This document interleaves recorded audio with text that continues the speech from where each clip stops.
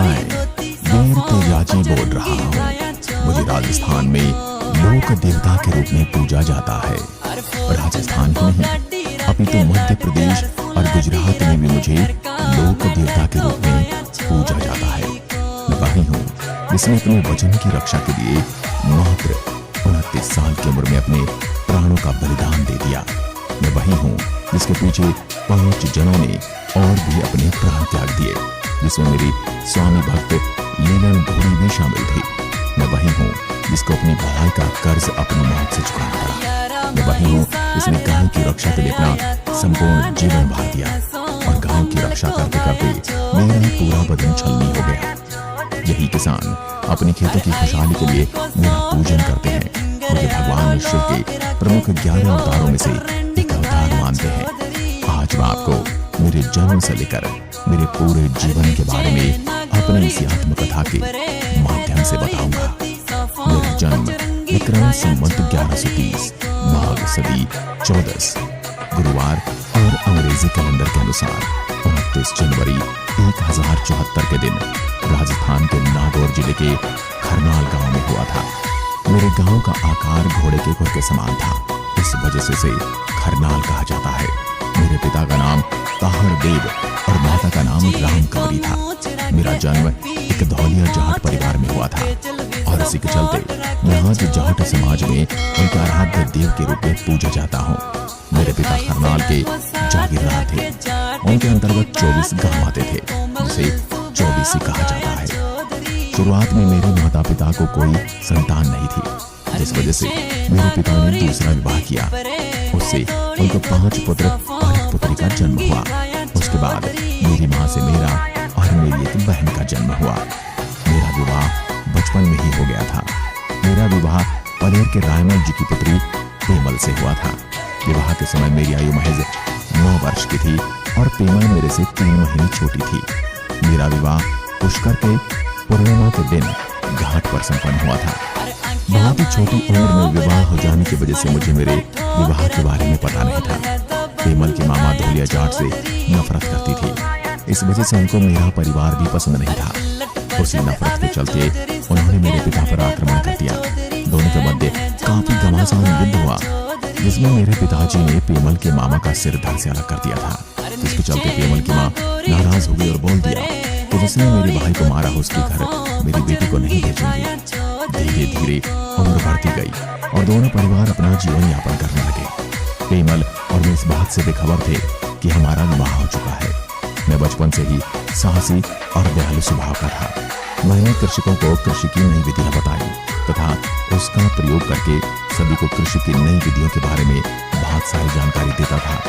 मैंने कृषकों को बताया कि अपने खेत को हल की मदद से अच्छे से खोदकर बीज को बोआ कीजिए। पहले जो बीज केवल खेतों में उछाल कर फेंका जाता था, उन्हीं बीजों को मैंने हल की मदद से जमीन के अंदर खोदकर बोने का उपाय सुझाया। मुझे कृषि का वैज्ञानिक माना जाता था। मैं हर समय समाज के हर कार्य करने के लिए तैयार रहता था। मैंने इसके लिए कई उदाहरण दुनिया के सामने रखे। पहले के समय में जब ट्रैक्टर नहीं थे, किसान अपने खेतों की जुताई बुआई बैलों की सहायता से करते थे। तो रेगिस्तान की तपती धूप से बचने के लिए सुबह जल्दी उठकर खेत पर चले जाते थे और उसके बाद घर की औरतें उनके लिए खाना लेकर आती थी। उसी तरह एक सुबह मैं भी जल्दी अपने खेतों पर चला गया था, लेकिन उस दिन मेरी भाभी मेरे लिए खाना लेकर बहुत देर से आई। इस पर मुझे बहुत गुस्सा आया। मैं बोला कि इतनी देर कैसे हो गई?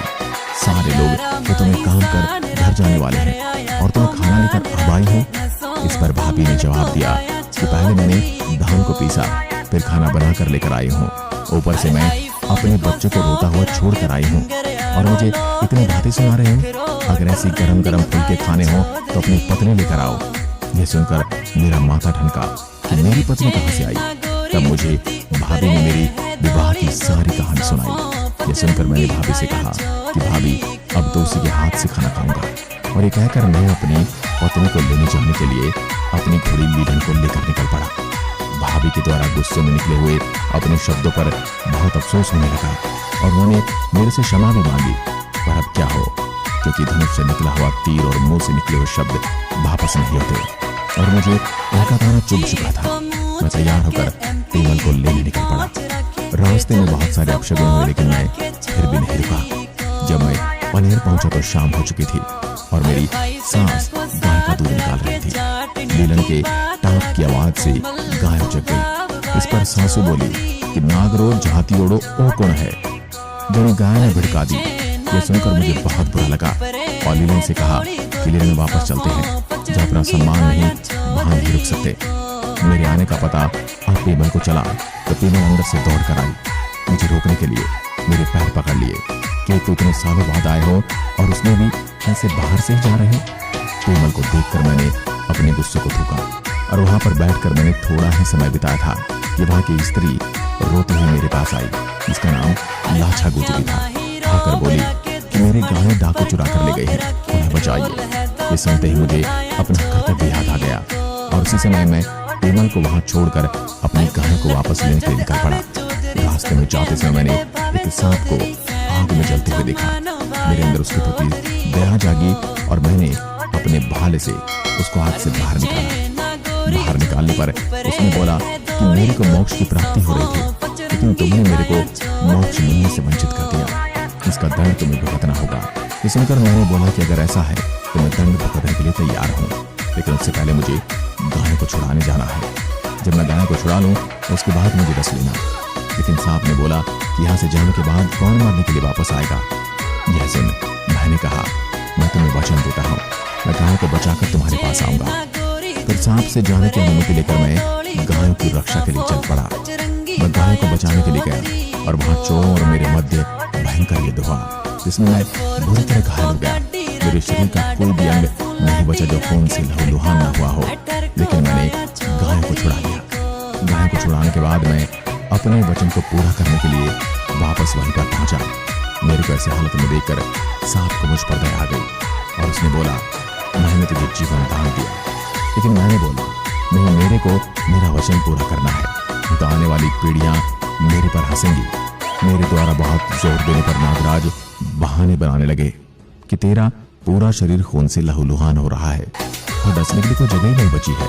तब एक तरफ को घाव लगे हुए हैं, तो सुनकर मेरी जीभ निकाली और बोला कि इस जगह पर कोई घाव नहीं है, आप मुझे यहाँ डस सकते हैं। अब उसके पास कोई विकल्प नहीं बचता है और कहते हैं कि मेरा शरीर आग में पूरी तरह जल चुका है, मेरी हिम्मत नहीं है मैं तुम्हारी जीभ तक पहुंच सकूं। तो मैंने उसको अपने भाले से ऊपर उठाया और अपनी जीभ बाहर निकाल ली और फिर सांप ने मुझे जीभ पर डसा। फिर ऐसे अजमेर के सुरसुरा नाम की जगह पर मेरी सांप के डसने से मौत हो गई। इस प्रकार किशनगढ़ के पास सुरसुरा में भाद्रपद शुक्ल 10 संवत 1107 तदनुसार 28 अगस्त 1103 के दिन तेजा जी की मृत्यु हो जाती है। जब ये खबर पेमल तक पहुंचती है तो उसे बड़ा दुख हुआ और उसने अग्निदेव से विनती की कि अगर मैंने अपनी पवित्रता का पूरी तरह पालन किया तो मुझे अपने अंदर संभालो। और ऐसे ही भाग्नि प्रकट होती है और पेमल उस समय सती हो जाती है। पेमल के सती होने के बाद नाग को भी बड़ा दुख होता है और मेरी वजह से एक सत्यभागी को अपनी जान गंवानी पड़ी। दुखी होते हुए कहता है आज तेरी जान एक सांप के काटने से गई है, आज के बाद कोई भी तेरे नाम की ताकी बांध देगा तो उसको कभी सांप के काटने से मौत नहीं होगी। यह कहकर उसने भी प्राण त्याग दिए। इस तरह इस जगह 3 जनों ने अपने प्राण त्याग दिए।